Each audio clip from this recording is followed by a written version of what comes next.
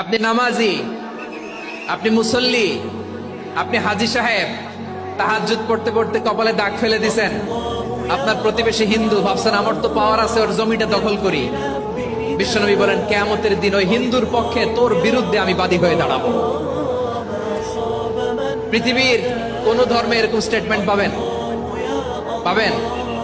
আপনি ভাবছেন আপনি নামাজ পড়লে হাজী সাহেব কপালে দাগ ফেলাই দিলে আপনি সেলসালায় জান্নাতে চলে যাবেন না?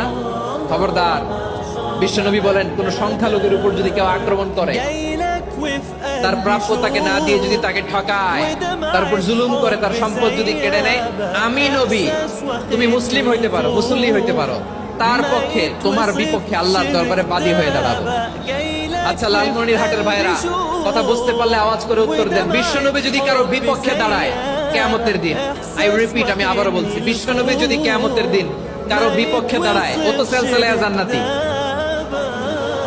তাই না? জান্নাতি না? যে নবীর সুপারিশ ছাড়া জান্নাতের গেটও দেখা যাবে না, ওই নবী যদি বলে তোর বিপক্ষে আমি বাদী হয়ে দাঁড়াবো, ওই জান্নাতে আর ঢোকার কোনো সুযোগ আমাদের থাকবে?